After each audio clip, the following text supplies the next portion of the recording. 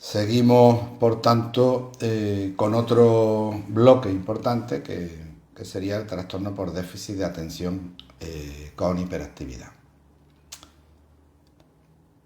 Estamos ante un trastorno de origen neurobiológico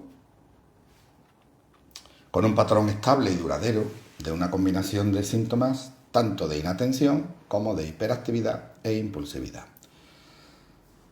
Este patrón dura más de 6 meses, inicia sus síntomas antes de los 7 años, es decir, la presencia de estos síntomas deben estar presentes antes de los 7 años, y lo que no significa que a un niño o una niña con 10 años no se le pueda diagnosticar, pero para el diagnóstico es necesario que la sintomatología se haya manifestado desde antes de los 7 años.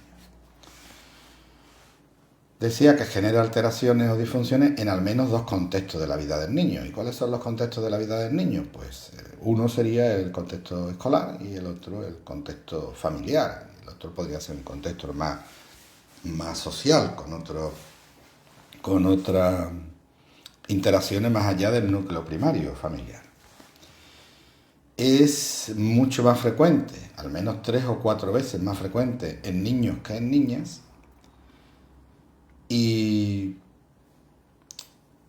insisto en que los síntomas siempre aparecen en la primera infancia, como vamos a ver en todos los trastornos del neurodesarrollo,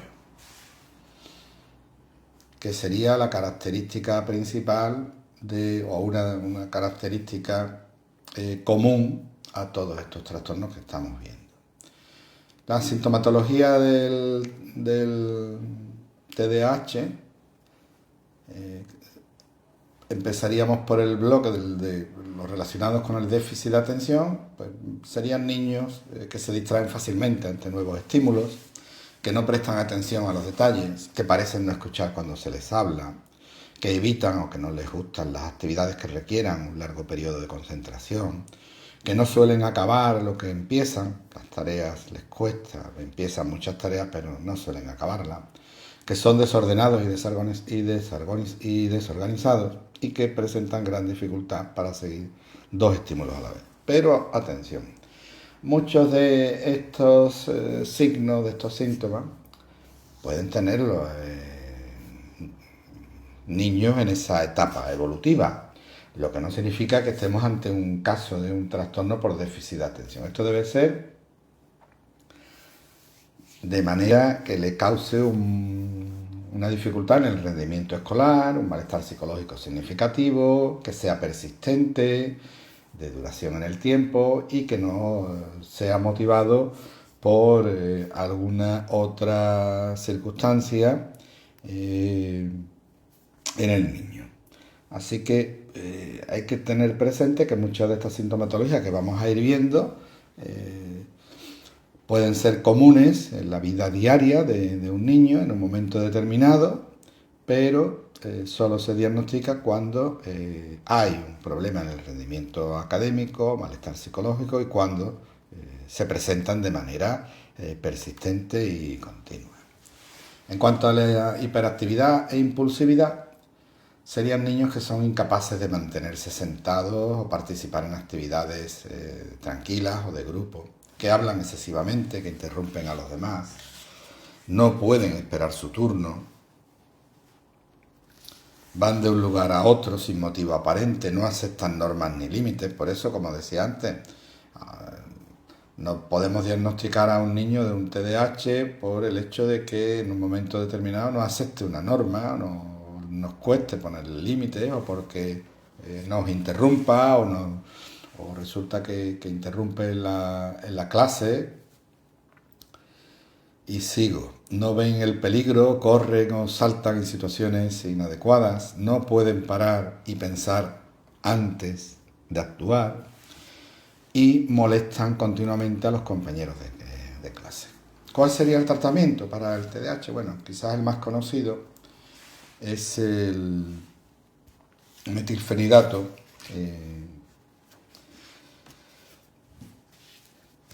Lo tenemos, los nombres comerciales serían el Rubifen, el Ritalin, el Concerta, Curiosamente, el metilfenidato es una anfetamina que produce en estos niños un efecto paradójico, porque induce, si la anfetamina lo que tendría es que producir hiperactividad, al administrarlo en estos niños lo que produce es una reacción paradójica. Induce la relajación, aumenta además la concentración y por eso es el tratamiento de elección. También está la atomoxetina, que es un inhibidor de la recaptación de la noradrenalina y es un agente neurotónico. El nombre comercial sería la estratera. Pero tan importante o más que el tratamiento farmacológico, que muchas veces es demandado ante los primeros síntomas o ante una sospecha, muchos padres, muchas madres, bueno, quizás por una mala información, una pobre información, piensan que con el tratamiento, con la pastilla o con este tratamiento farmacológico, pues se arreglan los problemas.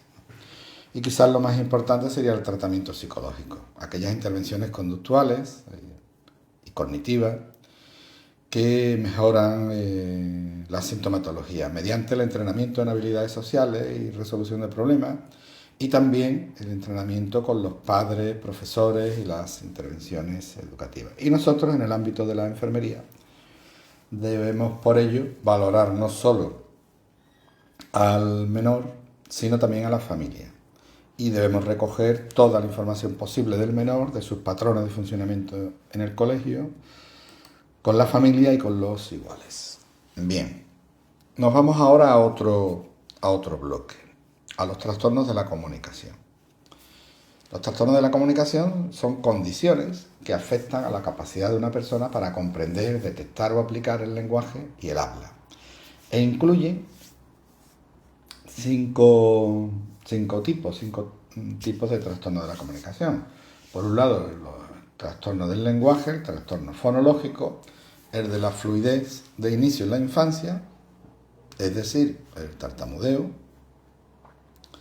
Muchas veces lo vamos a ver en los trastornos de la fluidez como disfemia. Seguimos con el trastorno de la comunicación social, es decir, el pragmático, o el trastorno, como anunciaba antes, de la comunicación no especificado, como viene en el clasificado en el DSM-5 en la mayoría de los trastornos mentales. Bien, el trastorno del lenguaje consiste en dificultades en el uso del lenguaje hablado, signo o escrito, en función de la capacidad y de la etapa evolutiva del niño. Y los primeros síntomas se inician en las primeras fases del desarrollo y consiste en un vocabulario reducido, en una estructura gramatical limitada, y no solo porque no tiene ese conocimiento, sino porque en comparación con niños de su etapa evolutiva, esta estructura gramatical está visiblemente limitada. Lo mismo que su discurso está visiblemente por debajo de lo esperado a su edad. Y además, este trastorno no es debido, o esta sintomatología no es debida a un deterioro auditivo o sensorial o a otra afección médica. Tenemos también el trastorno fonológico, que consiste en la dificultad persistente en la producción fonológica, que interfiere en que el lenguaje sea comprensible, la inteligibilidad del habla, lo que hace que se dificulte la comunicación verbal, la oral, y como en todos, el inicio se produce en las primeras fases del desarrollo. Esto le causa al niño limitaciones en la comunicación, en una comunicación eficaz que interfiere con la participación social, los logros escolares o el desempeño laboral. Estas dificultades fonológicas no se pueden atribuir a afecciones congénitas o adquiridas, como puede ser la parálisis cerebral, o el paladar hendido, o la hipoacusia, o una lesión por un traumatismo cerebral, u otras afecciones médicas o neurológicas. Continuamos con los trastornos de la fluidez de inicio en la infancia. hablamos de alteraciones tanto en la fluidez como en la organización temporal normales del habla, que son inadecuadas, no son esperadas para su edad, que persisten además con el tiempo y que se caracterizan por la aparición frecuente de algunos de los factores que voy a decir, como sería la repetición de sonidos y palabras, que puede ser frecuente en niños de determinada edad, pero llega un momento de su etapa evolutiva que esa repetición desaparece, y en este caso no. En la prolongación de sonidos de consonantes y vocales, así como lo acabo de decir, o en palabras fragmentadas, donde hay pausas en medio de una palabra, como si se atrancara el niño a la hora de... no acaba de terminar la palabra, o en pausas en el habla, tanto por bloqueos audibles o silenciosos.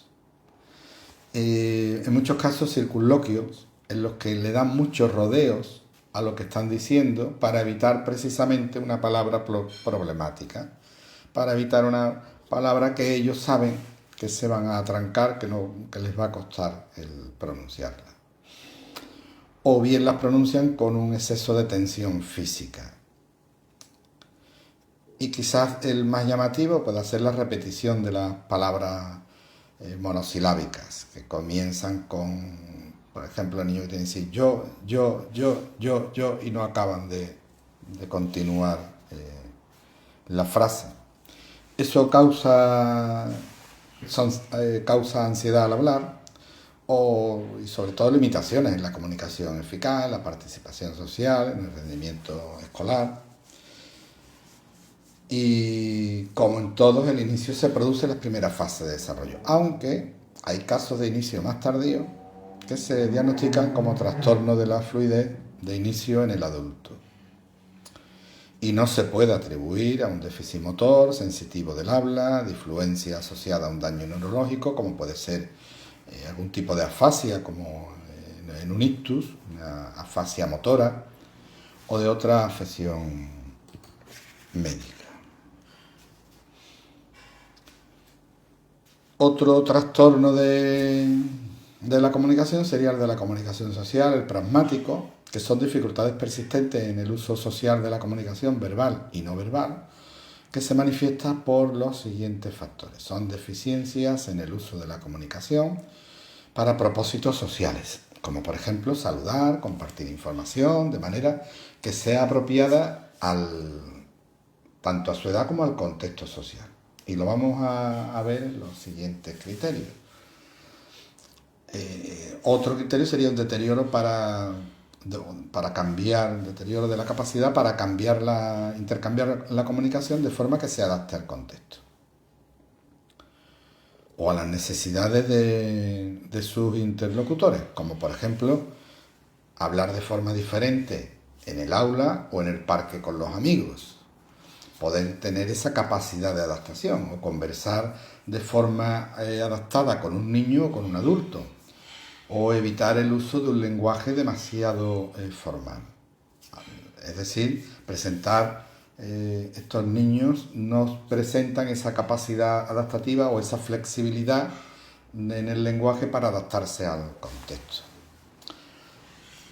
Otro criterio serían esas dificultades para seguir las normas de conversación, como por ejemplo respetar el turno en la conversación, expresarse de otro modo cuando uno no es comprendido por lo que ha dicho, pues poder o saber adaptarse y corregir o expresarse de otro modo para poder regular esa interacción. Y también presentaría dificultades para comprender lo que no se dice explícitamente. Reconocer aquel significado implícito no literal o ambiguo del lenguaje. Por ejemplo, en expresiones idiomáticas o en metáforas o con por ejemplo, ironía, tomárselo como algo al pie de la letra. Estas diferencias o estas limitaciones funcionales causan un malestar o causan una discapacidad en la comunicación eficaz, en la participación social y en las relaciones sociales en general.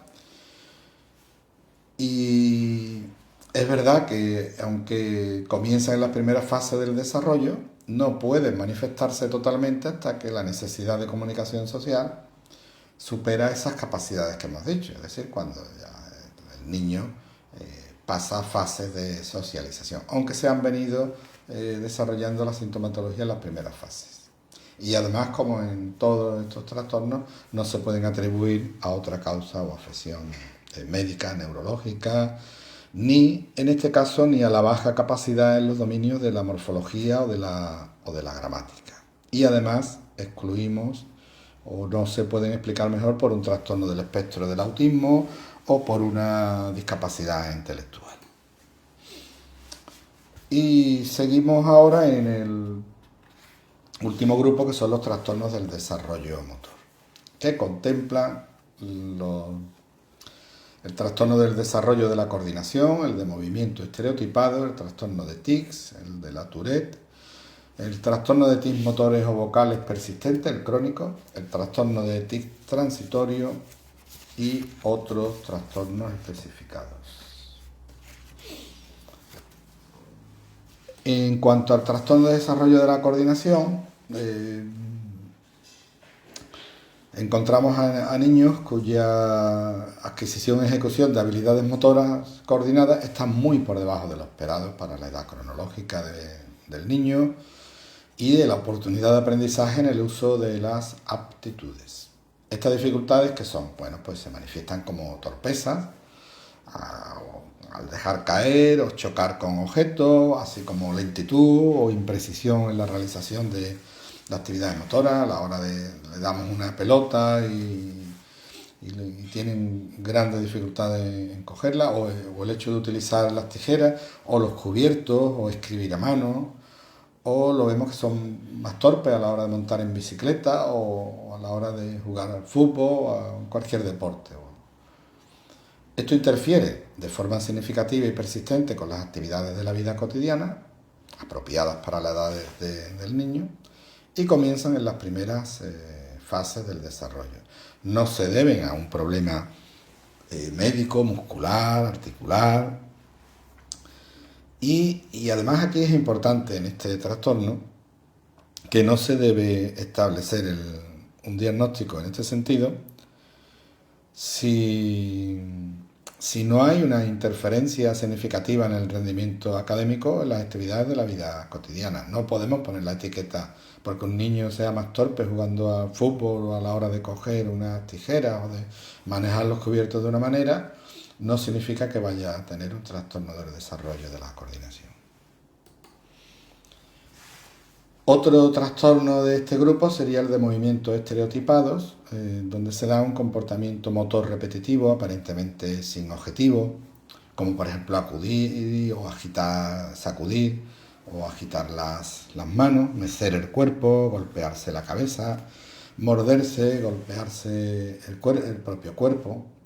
Este comportamiento repetitivo motor interfiere en las actividades sociales, académicas y puede dar lugar a autolesiones. También de comienzo las primeras fases del desarrollo y no se puede atribuir a los efectos fisiológicos, por ejemplo, de una sustancia o de una afectación neurológica, y se pueden clasificar en leve, moderado o graves. Por otro lado, los trastornos de tics serían aquellos niños, aquellas personas que presentan un tipo de movimiento súbito, pero también una vocalización. No solo son movimientos, sino también vocalizaciones, de forma súbita, rápida, recurrente, no rítmica, que tiene la característica de que es involuntario, es brusco y que es visible para los demás. Quizás el más conocido es el de Gilles de la Tourette. Son niños que tienen un movimiento de cuello, de hombro o el de la cabeza y al mismo tiempo va acompañado de una expresión como una expresión de grito, de enfado o de insulto o de palabrota. Esto provoca un deterioro y malestar en lo social. Los TIC aparecen antes de los 18 años, ya no es de aparición en las primeras etapas del desarrollo, y siempre veremos los tics normalmente de hombros hacia arriba. Y tenemos ahora los trastornos específicos del aprendizaje. Importante que para diagnosticar un trastorno del aprendizaje debe existir un déficit del rendimiento escolar y no tienen que ser debidos a problemas neurológicos importantes, a discapacidad visual o auditiva o a una discapacidad intelectual. Los más habituales, ¿cuáles son? O los signos que vemos en los trastornos específicos del aprendizaje: la discalculia, la disgrafía y la dislexia, las 3D, para que nos acordemos. Son signos en 3D: discalculia, disgrafía y dislexia. Se trata de una dificultad en el aprendizaje y la utilización de las actitudes académicas, evidenciado al menos por la presencia de uno de ellos. Pero de uno de ellos no porque en un momento determinado, sino de la presencia de al menos uno de ellos durante 6 meses, de manera persistente, durante 6 meses. Este periodo de 6 meses se suele dar en la mayoría de los trastornos reflejados en el DSM-5. Por ejemplo, la lectura de palabras imprecisa o lenta y con esfuerzo, la dificultad para comprender el significado de lo que se lee, dificultades ortográficas, dificultades con la expresión escrita, dificultades para dominar el sentido numérico, los datos numéricos o el cálculo, o dificultades con el razonamiento matemático. Veis que son en 2 áreas principales, la del cálculo y la semántica. Y cuando hablamos de dificultades no se trata de dificultades en un momento determinado ni en un tema determinado, sino muy por debajo de lo esperado a su nivel o al nivel que le correspondería con su edad y con su grado académico. Y en último lugar, y en otro orden de cosas, vamos a hablar de los trastornos de la excreción, que son condiciones que afectan a la capacidad de controlar la emisión de orina o heces, siendo los 2 principales la enuresis y la encopresia. Habremos oído hablar de la enuresis nocturna. Bueno, pues la enuresis hay más, no solo la nocturna. De hecho, el no poder controlar la orina puede ocurrir durante el día y estamos ante una enuresis diurna. Y si ocurre durante la noche, los niños que mojan la cama, hablamos de una enuresis nocturna. Y puede ser tanto primaria como secundaria. ¿Cuándo es primaria? Pues cuando el niño nunca ha logrado controlar la orina. Niños en los que se espera por su edad, a partir, por ejemplo, de los 6-7 años, pues se espera que nos mojen la cama. Y vemos que un niño con 9 o 10 años, pues incluso antes, los padres se preocupan porque el niño no ha dejado de mojar la cama y necesita un pañal, porque si no mojaría la cama. Estaremos hablando de una enuresis primaria.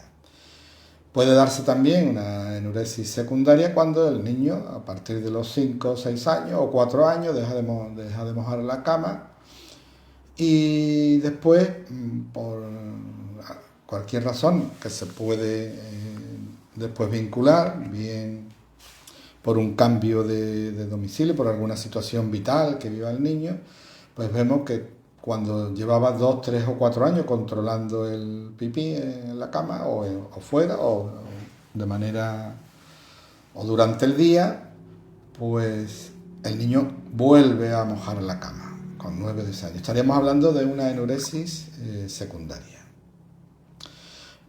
Y volviendo a la diurna, la enuresis diurna muchas veces está relacionado con el aguantarse el pipí y después esa necesidad urgente y la sensación urgente de orinar no la pueden controlar y se hacen pipí camino del baño. Por otro lado tenemos la encopresis, que sería la excreción involuntaria de caca en lugares inapropiados, es decir, en la ropa o en el suelo, y que se asocia con el estreñimiento y también con problemas psicológicos como ansiedad de separación o con situaciones que el niño ve de forma vital. Y ya con esto hemos finalizado los trastornos del neurodesarrollo y los trastornos de la excreción.